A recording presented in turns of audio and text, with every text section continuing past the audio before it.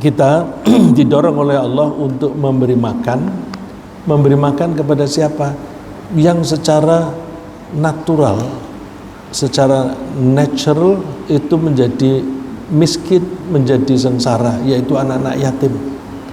Saya mengatakan secara natural karena dia kehilangan bapaknya yang merupakan tiang keluarga.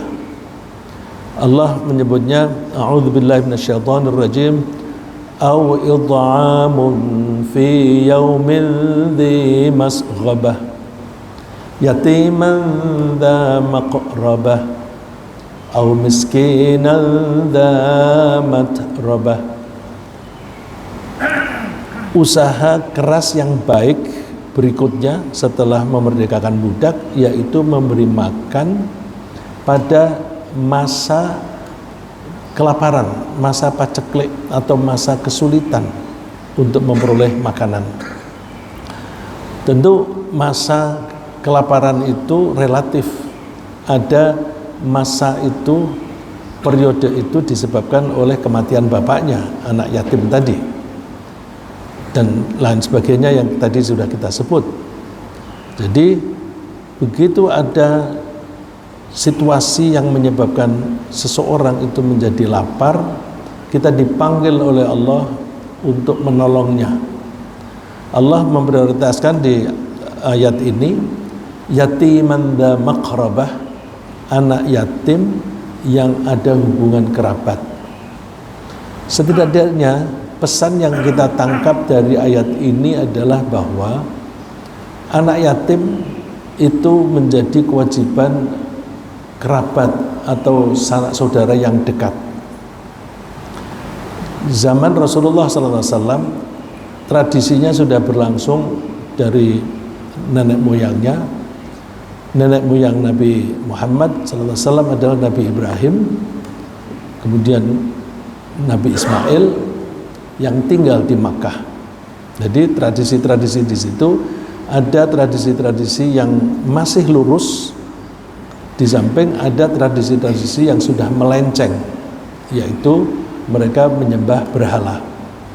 Dalam hal anak yatim, zaman itu masih lurus seperti yang diharapkan sebelumnya, yaitu ketika Rasulullah wafat, ketika ibunya wafat, maka Rasulullah yang masih kecil itu dirawat oleh kakeknya. Kenapa kakek? Yang bertanggung jawab terhadap nafkah seorang anak adalah bapak. Ini bapak itu sebagai wali, bukan dalam wali nikah, wali sebagai pelindung. Ya. Kalau kita dalam bahasa Indonesia menyebut wali murid atau wali santri, begitu, orang yang melindunginya. Nah, kewajiban melindungi anak nomor satu adalah bapak. Meskipun cerai, meskipun anak itu mengikuti ibu yang bercerai, kewajiban memberi nafkah itu ada pada bapak. Maka kalau ada bapak menceraikan istrinya tetapi anaknya tidak diberi nafkah, dia berdosa setiap hari karena dia tidak melaksanakan kewajibannya. Dalam hal Nabi Muhammad SAW, ketika masih kecil, ibunya wafat, dia dirawat oleh kakeknya karena perwalian itu dari bapak, terus kalau itu berhalangan ke atas kakek dari bapak, bukan kakek dari ibu. Kalau kakek tidak ada, baru ke samping paman, baru paman. Nah, tradisi ini kalau dilaksanakan dengan baik, maka tidak perlu ada panti asuhan anak yatim. Karena begitu ada anak yatim, yang berkewajiban adalah kerabatnya. Karena kerabat itu bertanggung jawab, nggak perlu ada anak yatim. Saya pernah mempunyai ide ingin mengembangkan pendidikan di kalangan anak yatim. Ada teman yang nyeletuk. Dalam Islam, konsep Islam kan nggak ada panti anak yatim. Saya bilang, iya, tetapi kan organisasi yang ormas yang Anda ikuti justru banyak membuat panti asuhan anak yatim. Jadi dia mengatakan konsep Islam nggak ada, tapi organisasi dia, ormas dia tuh bikin banyak lagi. Bukan karena melanggar, tapi karena orang-orang Islam kurang menerapkan ajaran Islam itu. Karena orang-orang Islam tidak menerapkan dengan baik, maka terpaksa dibikin panti asuhan. Kenapa bukan panti asuhan dalam konsep Islam? Anak kecil itu butuh kasih sayang, sentuhan yang betul-betul bersih dan murni untuk anak. Kalau itu kakek atau paman, maka mereka bisa menggantikan peran bapak dalam memberikan kasih sayang. Kalau di panti asuhan, pengasuhnya itu pegawai. Pegawai itu orientasinya gaji. Maka mereka bekerja tergantung pada gaji. Asal mereka itu melaksanakan tugas-tugas seperti deskripsinya, mereka bisa bekerja terus. Tapi kasih sayang ini tidak bisa diwakilkan.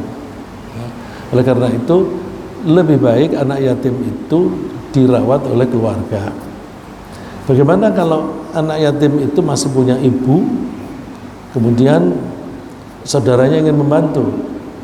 Lebih baik anak itu diasuh oleh ibu supaya bisa mendapatkan kasih sayang yang cukup dari ibunya. Kalau di panti asuhan nanti kasih sayangnya kurang.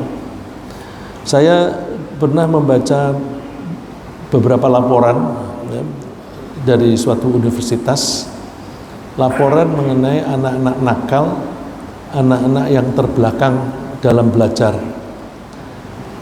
Ketika itu dirunut, penyebabnya apa? Penyebabnya kurang kasih sayang. Kalau kurang kasih sayang, kecenderungannya anak itu menjadi nakal atau semangat belajarnya kurang. Maka SD, sekolah dasar yang baik, pasti mempunyai pembimbing dan counselor yang baik yang bisa mempelajari kasus anak per anak. Nah ini Islam itu mengadopsi cara yang paling bagus, yaitu bahwa anak yatim itu diasuh oleh orang tuanya sendiri. Kalau orang tuanya sendiri itu berhalangan, misalnya karena meninggal, maka ke walinya, wali ke atas, karena kakek kasih sayangnya kepada cucu lebih baik, lebih kualitasnya lebih bagus dibanding dengan paman. Nah, lalu itu menjadi kewajiban kita. Kalau kewajiban kita berarti anak yatim itu nafkahnya tidak diambilkan dari zakat. Orang seringkali menyalurkan zakat kepada anak yatim, lebih suka menyalurkan kepada anak yatim daripada yang kita sebut di sana sebagai du'afa, orang-orang lemah. Anak yatim tidak termasuk di dalam 8 kelompok yang berhak menerima zakat yang disebutkan di surat At-Taubah ayat 60. Di situ nggak ada anak yatim. Nah, oleh karena itu anak yatim tidak diambilkan dari uang zakat, tetapi dari sodakohnya orang yang bertanggung jawab. Kenapa begitu? Kalau itu dari zakat, kalau dia itu pedagang, zakatnya kan hanya setahun sekali. Karena zakat dibayarkan ketika sudah 1 haul. Haul itu artinya 1 putaran tahun. Dan lagi tentang zakat ini nyinggung sedikit. Banyak orang senang membayar zakat pada bulan Ramadan karena di bulan Ramadan pahalanya berlipat. Kalau dia berbisnisnya mulai dari bulan Rajab misalnya, terus dia nanti zakatnya bulan Ramadan saja, pahalanya banyak. Berarti dia ngutang. Dia itu bulan Rajab sudah harus membayar zakat, tapi dia tidak segera mengeluarkannya. Akibatnya apa? orang-orang miskin yang mestinya berhak menerima menjadi tertunda. Lapar dalam 2 bulan, Rajab, Sya'ban, Ramadan. Nah, mestinya itu jangan dimundurkan. Nanti pahalanya pahalanya kan tidak bisa berlipat. Berpikirnya jangan hanya pahala berlipat. Coba berpikirnya dosanya. Dosa menunda zakat 2 bulan ini kan dosa. Ya, memang di Ramadan itu ada perlipatan pahala, tapi ketika menunda dia berdosa. Belum lagi kalau dia mati pada bulan Sya'ban atau pada awal Ramadan dia meninggal, berarti dia meninggal dalam keadaan ngutang zakat. Ngutang zakat itu kan sama dengan ngutang sholat, sama-sama fardu ain. Nah, ini orang yang seringkali tidak memahami itu, karena namanya zakat mal itu mesti 1 tahun, dan 1 tahunnya itu yang dihitung hijriyah. Tapi perusahaan-perusahaan biasanya ngitungnya samsiah, ya, tahun Masehi. Padahal tahun Masehi itu dibanding dengan tahun Qamariyah itu bedanya 11 hari. Kalau dia memakai pedoman Masehi atau Samsiah, berarti dia menunda zakat setiap tahun itu 11 hari. 11 hari, 11 hari. Nanti kalau berakumulasi, dia bisa-bisa ngutang zakat dalam 1 tahun. Jadi mengenai zakat ini perlu hati-hati. Nah, kembali ke masalah yatim. Yatim jangan diambilkan dari zakat, karena kalau diambilkan dari zakat, zakat itu dikeluarkannya pada waktu tertentu. Nah, pada waktu tertentu itu membuat anak tidak bisa makan, padahal anak yatim itu setiap hari butuh makan, ya. Jadi oleh karena itu oleh Allah tidak dimasukkan di dalam 8 kelompok yang menerima zakat. Diambilkan dari bagian kita saja. Nah, terus kalau begitu kan pengeluarannya menjadi banyak. Kita tidak usah takut dengan pengeluaran lebih banyak, karena kalau pengeluaran kita lebih banyak maka Allah akan memberi banyak. Dan kalau kita memberi santunan kepada anak yatim, santunan kepada anak yatim ini jaminan dari Allah bahwa anak yatim itu rezekinya dijamin oleh Allah. Cuma kita milih saluran rezeki kepada anak yatim itu lewat siapa. Bisa lewat saya, bisa lewat Pak Andi, bisa lewat Pak Basuki. Nah, kalau kita mengetahui di saudara kita ada yang yatim, lewat aku aja. Lewat aku aja. Lah kalau lewat aku aja, udah caranya ngasih aja dulu. Nanti pipanya akan disalurkan lewat kita, gitu ya. Ya, seperti saya sering membuktikan itu, ya. Saya sering membuktikan itu. Misalnya saya kasih contoh, mudah-mudahan saya tidak menyakiti keluarga saya. Ketika istri saya sakit dengan biaya yang tinggi, anak saya dianjurkan untuk bisnis online, dia tidak sempat. Terus oleh kakaknya dibantu, dibikinkan account untuk bisnis itu. Terus ngurusi barang yang tidak harus dia, kakaknya yang ngurusi. Ada ordernya itu kepada kakaknya, dioperkan ke adiknya, terus tapi penghasilannya untuk adiknya. Laris sekali, sehingga dia heran kok bisa laris. Dia boleh dibilang doing nothing lah, tidak mengerjakan apa-apa. Tapi begitu biaya pengobatan ibunya itu berkurang, yang tidak perlu tambahan dari anak, barang yang dia dagang, yang dia jual itu nggak laku lagi, berhenti. Jadi berarti, oh kalau begitu daganganku kemarin laris itu bukan karena Allah memberi aku, tapi memberi kepada ibuku. Aku hanya kelewatan saja, hanya kelewatan. Nah, oleh karena itu kita mau kelewatan rizkinya orang lain enggak. Ya, ini bukannya tanpa dasar. Ada seorang sahabat Rasulullah SAW lapor, Rasulullah, adik saya mestinya setiap hari membantu saya berdagang di pasar, tapi dia suka ngilang, suka pergi. Terus Rasulullah tahu bahwa adiknya itu sering datang kepada Rasulullah karena ingin mendengarkan nasihat-nasihat dan wahyu yang diturunkan kepada Rasulullah. Berarti adiknya itu kepengen belajar, kepengen ngaji. Dia karena kepengen ngaji meninggalkan pasar. Kakaknya kehilangan adiknya. Jawaban Rasulullah itu apa? Allah menjamin rizki adikmu lewat kamu. Jadi dengan adikmu belajar seperti itu, Allah tetap menjamin rizki untuk adikmu, lewat kamu daganganmu menjadi laris. Jadi kita mau milih laris apa enggak? Kalau kita mikirnya hanya hitung-hitungan matematika, kalau aku memberi santunan kepada anak yatim kan berarti penghasilanku menjadi kurang. Dia ngitungnya hanya matematika begitu.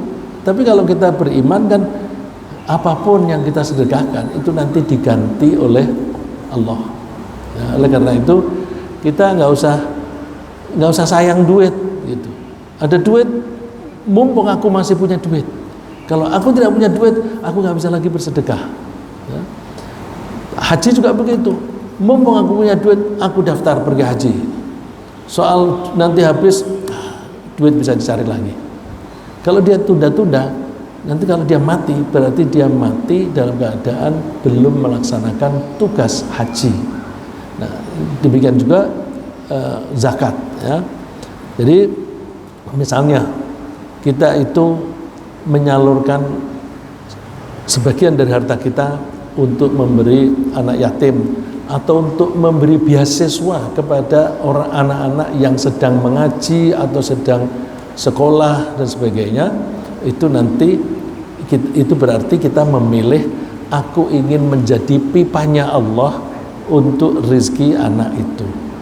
Nah, insya Allah rizki kita akan lancar. Ya. Di samping kepada anak yatim, kepada orang-orang miskin, au miskinan dan matrobah. Matrobah itu dari kata turab.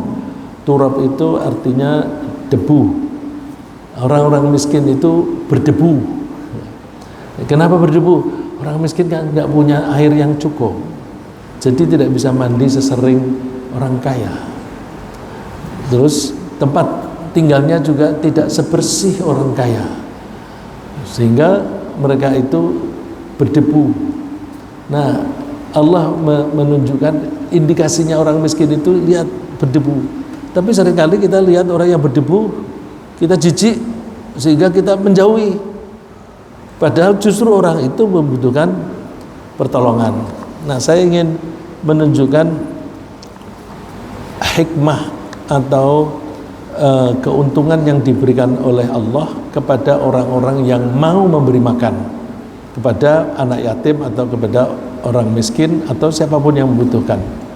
Terutama mengenai anak yatim, Rasulullah mengatakan, ana wa kafilul yatimi fil jannati hakadha, sambil Rasulullah menunjukkan dua jarinya. Saya dan seorang yang menanggung kehidupan anak yatim di surga seperti ini. Di surga berarti tempat tinggalnya orang yang merawat anak yatim itu di level yang sama dengan Rasulullah.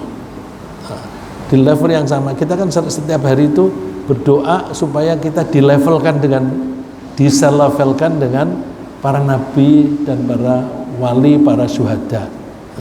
Misalnya ketika baca Fatihah, ihdinas siratal mustaqim, tunjukilah kami ke jalan yang lurus. Jalan yang lurus itu jalannya siapa? Yang ditempuh oleh siapa? Siratal ladzina an'amta alaihim, yaitu jalan yang engkau memberi kenikmatan.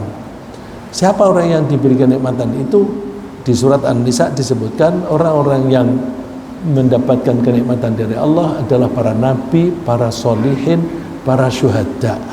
Nah, jadi kalau kita ingin bukan hanya masuk surga, tapi tinggal di surga satu level dengan Rasulullah. Maka salah satu caranya adalah merawat anak yatim. Wa asyara bisababah, ini tadi wa asyara bisababah wal wusta wa farraja bainahuma syai'an. Rasulullah memberikan isyarat antara jari petunjuk, sababah itu jari petunjuk, telunjuk, al wusta itu jari tengah. Wa farraja bainahuma syai'an, dan direnggangkan sedikit. Jadi berarti dekat dengan Rasulullah. Betapa bahagianya mereka. Kemudian memberi makan secara umum, ya. Tadi khusus untuk anak yatim. Secara umum Rasulullah juga memuji ketika Rasulullah ditanya oleh seseorang, ayul islami khair, Islam yang mana yang paling bagus? Artinya kegiatan islami yang mana yang paling bagus? Rasulullah menjawab, tut'imut ta'am, kamu memberi makan kepada orang lain. Wa taqra'us salama ala man arafta wa man lam ta'rif, dan kamu mengucapkan salam kepada orang baik yang kamu kenal maupun yang tidak kamu kenal. Nah, untuk bagian yang kedua ini alhamdulillah kita ini di Syuhada ini suka berlomba-lomba kalau ketemu dulu-duluan bilang assalamualaikum, karena salam yang pertama itu pahalanya besar. Nah, lalu yang pertama yang disebutkan pertama adalah memberi makan. Ketika mengenai memberi makan ini, ketika Rasulullah memberi saran memberi makan dan mengucapkan salam kepada siapapun baik kenal atau tidak, itu pernah diucapkan oleh Rasulullah begitu datang untuk hijrah ke Madinah. Sebelum Rasulullah datang, orang-orang Madinah itu sudah pada berkumpul ingin menyambut kedatangan Rasulullah. Termasuk yang ingin menyambut itu seorang Yahudi. Seorang Yahudi ini sampai memanjat pohon melihat supaya jangkauan pandangannya itu jauh. Ditunggu berlama-lama karena jalan, mohon maaf ini jalan kaki atau naik unta, karena waktu itu ada keterangan bersama-sama dengan Abu Bakar. Lalu Abu Bakar memayungi. Nah, itu kalau pakai unta agak susah, ya. Jadi orang Yahudi itu ingin tahu siapa sih yang namanya Nabi, yang jadi Nabi itu. Ketika begitu datang, Rasulullah memberi nasihat pendek. Nasihatnya itu memberi makan dan mengucapkan atau mendoakan keselamatan orang lain. Salam itu kan mendoakan keselamatan. Begitu mendengar itu langsung orang Yahudi itu masuk Islam. Ini benar-benar Nabi, ya, ini benar-benar Nabi. Jadi memberi makan itu pekerjaan yang baik, dan alhamdulillah kita punya program memberi makan untuk buka dan sahur yang budgetnya sampai 215 ya Pak ya. 215 sekarang sudah masuk, mudah-mudahan nanti makin hari makin banyak lagi. Karena memberi makan kepada orang puasa pahalanya sama dengan puasa itu sendiri. Dan orang mukmin memang harus peduli pada orang lain, jangan sampai ada orang lain yang kelaparan. Rasulullah bersabda, laisal mu'minu alladzi yashba'u wa jaruhu ja'i'. Bukan termasuk orang mukmin yang baik kalau dia kenyang tapi tetangganya lapar. Jadi kita mesti peduli sama tetangga. Kalau tetangga kita lapar, kita sering beri makanan, ya. Ini ada teman yang bercerita, kebetulan dia orang Aceh, ada Aceh Pak Mirza, ya. Kebetulan dia orang Aceh, dia cerita adiknya dia tinggal di Seattle, Washington, ya. Washington itu ada Washington DC kalau itu kota, tapi ada Washington State, negara bagian dari Amerika, itu berbatasan dengan Kanada. Ibu kotanya Seattle. Nah, dia cerita adiknya tinggal di Seattle. Anak-anaknya diberi nama-nama Islam. Tapi dia cerita, anak-anak saya kasih nama Barat. Jadi, di rumah pun dia mengajak anak-anaknya berbahasa Inggris karena kebetulan istrinya sarjana bahasa Inggris. Terus adik-adik saya itu di Seattle bikin pengajian, tapi kakaknya ya ikut-ikut pengajian tetapi tidak penyelenggara. Nah, adiknya itu di Seattle di pengajian itu tekanannya pada memberi makan. Jadi setiap pengajian itu yang dibahas itu memberi makan. Ada wanita bule yang masuk Islam, lalu dia pertama kali yang dia lakukan memberi makan.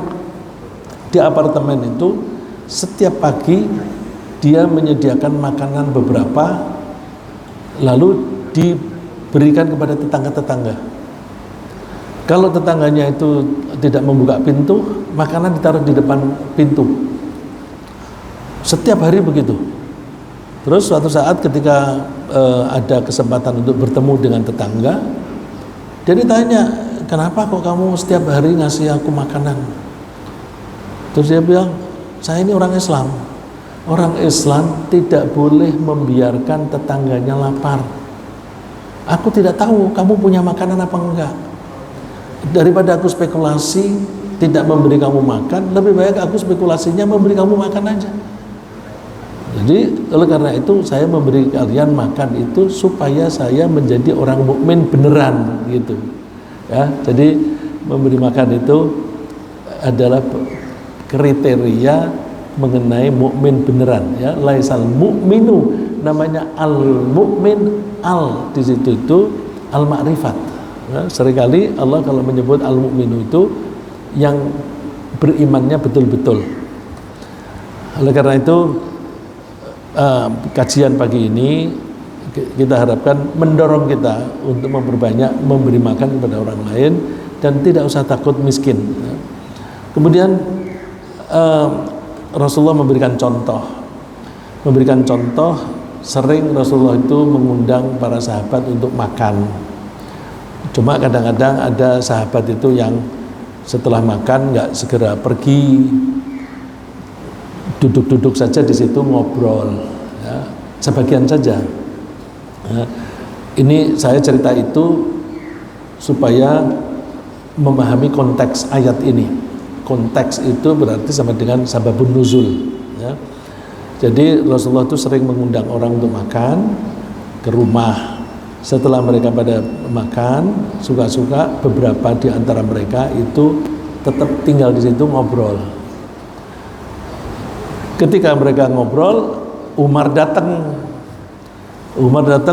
Umar itu pintar membaca gelagat orang, pintar membaca body language. Ini kok orang-orang pada ngobrol, Rasulullah gelisah. Ketahuannya dari mana? Rasulullah itu duduk, terus berdiri, berjalan menuju ke pintu, balik lagi duduk, terus berdiri lagi menuju ke pintu. Oh, itu body language. Ini ada kegelisahan Rasulullah. Ya, jadi berarti membaca body language itu perlu, termasuk pengetahuan yang harus kita pelajari supaya kita tidak salah tingkah. Ya. Ini kalau misalnya lagi duduk-duduk begini, terus ada teman yang duduknya tidak menghadap yang lain, tetapi menghadap ke pintu. Nah, dia udah gelisah, kepengin keluar, tapi kok ini nggak selesai ngobrol. Nah, ini Umar membaca, ini Rasulullah gelisah ini. Terus dilihat, oh ini orang-orang ngobrol nggak pulang-pulang. Terus Umar, ngapain kamu di sini? Pulang. Diusir oleh Umar. Terus turunlah ayat ini. Ya ayyuhalladzina amanu la tadkhulu buyutan nabiyyi illa ayyudzana lakum ila ta'amin ghairu nadhirina inah. Hai orang-orang yang beriman, kamu jangan masuk rumah Nabi kecuali kalau kalian diizinkan untuk makan-makan di situ. Tapi jangan memperhatikan makanannya. Jadi kok makanannya hanya begini? Jangan. Apapun yang disuguhkan terima dengan baik. Walakin idza du'itum fadkhulu. Kalau kalian dipanggil, diundang, datang, masuk. Fa idza ta'imtum fantashiru wala musta'nisina li hadits. Kalau kalian sudah selesai makan, bubar, pulang. Jangan memperpanjang percakapan. Ternyata karena apa? Istri Rasulullah cantik. Karena cantik, ini ada beberapa orang yang senang melihat cantiknya istri Rasulullah. Nah, itu membuat Rasulullah gelisah. Tapi mau mengusir gak tega sama para sahabat itu. Nah, yang tegas itu Umar. Pulang, keluar. Ya, itu. Ya, jadi, nah, yang saya ambil pelajaran di sini adalah bahwa Rasulullah suka mengundang teman-teman untuk makan-makan. Kita dulu ada tradisi di zaman Pak Kis ya, sebulan atau 2 bulan sekali itu makan-makan di salah satu di antara anggota jemaah, terus ngobrol-ngobrol di sana, ada tausiah sedikit ya, antara lain dulu di rumahnya Pak Maslam ya. Ya, jadi masih ingat ini, mudah-mudahan Allah merahmati Pak Kis ya. Nabi Ibrahim juga demikian. Nabi Ibrahim itu bahkan rumahnya pun didesain untuk mengundang orang makan. Beliau itu membuat pintu yang besar, yang lebar, supaya orang kalau masuk berbarengan itu gampang. Dan pintunya ada pintu depan, ada pintu samping, supaya tidak tabrakan. Jadi masuk dari pintu depan, habis makan ke pintu samping. Dan Nabi Ibrahim tidak pernah makan sendirian. Kalau waktunya tiba untuk makan siang misalnya, beliau lihat keluar, ada orang lewat, kenal atau tidak kenal, panggil, ayo makan. Selalu begitu. Malah kadang-kadang kalau tidak ada orang lewat, beliau itu jalan dulu nyari siapa orang yang bisa diajak makan. Nah, karena memang beliau itu kesukaannya memberi makan. Suatu saat ada tamu rombongan, tidak sebut jumlahnya berapa, tapi rombongan.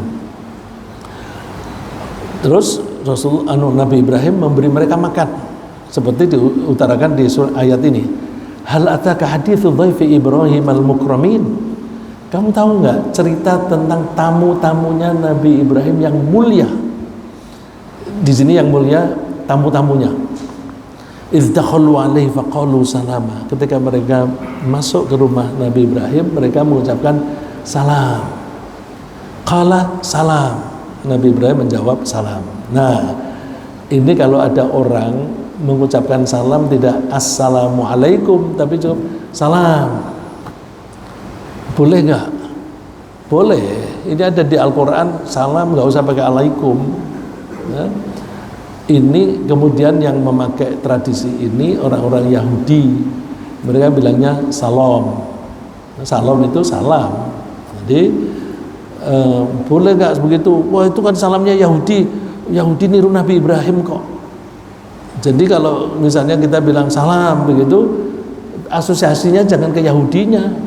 Aku niru Nabi Ibrahim. Kalau niru Yahudi, nah itu salah. Tapi aku niru Nabi Ibrahim. Dalam hal meniru ini penting ya. Kalau misalnya ada setan bilang, kalau kamu kepingin mengusir setan, bacalah ayat kursi. Nanti setan takut, setan lari. Terus kita pakai nggak? Oh, setan aja mengakui ini, mereka takut. Jadi kita baca ini. Ini nasihatnya setan sendiri. Boleh nggak menjalani nasihat setan yang isinya benar? Boleh nggak? Boleh nggak, Pak? Nggak boleh. Meskipun isinya benar, tidak boleh mengikuti saran setan. Itu kejadiannya pada waktu Rasulullah menyuruh Abu Hurairah untuk menjaga persediaan makanan. Terus ada orang malam-malam datang minta gandum gitu. Rasulullah tanya, Abu Hurairah, tadi malam kamu kedatangan siapa? Ya Rasulullah, ada orang laki-laki, dia bilang dia kelaparan, keluarganya minta. Terus aku kasih. Rasulullah bilang itu setan itu nanti malam datang lagi. Nah kalau Rasulullah bilang datang lagi, dia menunggu, bener datang lagi, minta lagi. Terus gimana kamu kasih? Iya, habis dia merengek-rengek, dia minta dikasihani begitu, ya udah saya kasih. Rasulullah bilang itu setan, nanti malam akan datang lagi. Datang yang ketiga memberi nasihat. Ya, dia akhirnya karena merengek-rengek, Abu Hurairah tetap nggak tega, dikasih juga. Dia tahu kalau itu setan karena sudah dari Rasulullah kan. Terus setan itu menasihati, kalau kamu ingin mengusir setan, bacalah ayat kursi. Nah, terus paginya diceritakan pada Rasulullah, ngomong apa dia? Ngomong tentang ayat kursi tadi. Jangan kamu ikuti, ya, meskipun itu benar. Jadi kalau ada nasihat dari setan benar dan ada nasihat dari Nabi Muhammad SAW benar, jangan pernah aku ngikuti sarannya setan, karena itu termasuk mengabdi kepada setan. Nah, ketika ada orang Yahudi bilang salam, kemudian kita ngikuti salam, jangan bilang aku ngikuti orang Yahudi, tapi aku mengikuti Nabi Ibrahim. Ini dalilnya salam, jawabnya salam. Qaumun mungkarun, kalian ini orang-orang yang tidak saya kenal. Mungkarun ini kalau bahasa Inggris itu stranger, ya, stranger. Bahasa Indonesianya asing. Nah, kalau kita pakai bahasa Indonesia, asing itu ambigu. Asing itu bisa berarti datang dari luar negeri, bisa yang tidak saya kenal. Nah, kalau bahasa Arab itu orang yang tidak dikenal namanya mungkar. Orang yang mungkar yang tidak dikenal, ya. Qaumun munkarun, kalian ini orang-orang yang tidak saya kenal.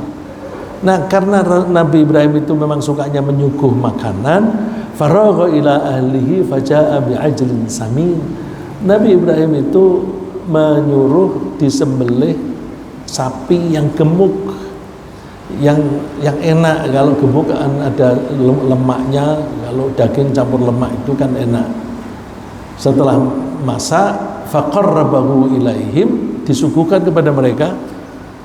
Nabi Ibrahim melihat orang-orang itu seperti makan, tapi nggak sampai ke mulut, pura-pura saja, pura-pura. Karena pura-pura Nabi Ibrahim takut. Ala takulun, kalian tidak makan. Terus fa'ujasa fi nafsihi khifah, dia takut di hatinya takut. Lalu para tamu tadi bilang, nggak usah takut, kami ini malaikat diperintah oleh Allah. Begitu mereka bilang kami malaikat diutus oleh Allah, istrinya mendekat, ada tamu malaikat. Berarti yang diberi kesempatan melihat malaikat bukan hanya Nabi Ibrahim, tapi istrinya Ibu Sarah juga melihat. Terus kamu membawa berita apa? Saya membawa berita bahwa engkau akan mempunyai anak namanya Ishak, bihulamin alim. Kamu akan mempunyai anak yang alim, banyak ilmunya. Istrinya terperanjat sampai memukul mukanya sendiri. Aku punya anak, sudah tua begini. Lalu para imam bilang, iya, itu gampang bagi Allah, itu sudah menjadi keputusan. Terus hamil dan punya anak. Jarak antara Nabi Ishak lahir dan Nabi Ismail itu kira-kira 13 atau 14 tahun. Demikian, jadi ini contoh pentingnya bersedekah dalam bentuk makanan. Allah memuji orang yang memberi makan yang betul-betul tulus, bukan karena mengharapkan terima kasih. Terasa terima kasih aja nggak usah. Jadi kalau misalnya ini kasih makan kok tidak terima kasih, begitu kita bilang kok nggak tahu terima kasih, ya dalam hati pahalanya hilang, itu pahalanya hilang. Jadi kalau memberi makan ya udah, udah kasih aja. Ya. Jadi ini bulan Ramadan ini kesempatan bagus untuk memberi makan kepada orang-orang. Ya. Cuma pengurus itu mencoba membuat mereka jangan makan-makan saja deh sambil sholat berjamaah gitu ya. Ini taktik para pengurus. Nah ini di ayat ini tidak sampai saya bacakan karena waktunya sudah siang.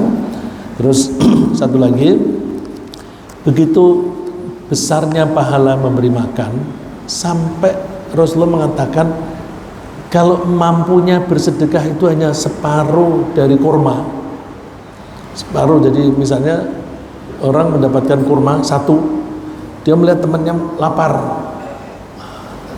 ya diparuh ya, aku separuh kamu separuh, itu sudah bisa menghalang-halangi orang itu masuk neraka.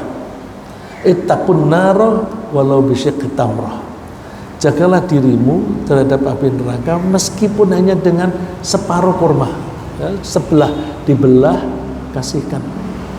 Punya roti untuk makan sendiri, ada orang makan bagi dua, nah, itu sudah bisa menghalang-halangi seseorang dari masuk neraka. Jadi pesan yang paling penting di ayat-ayat ini adalah kita didorong oleh Allah untuk memperbanyak memberi makan kepada orang lain. Kita tidak usah takut karena nanti Allah akan mengganti yang kita berikan kepada orang lain.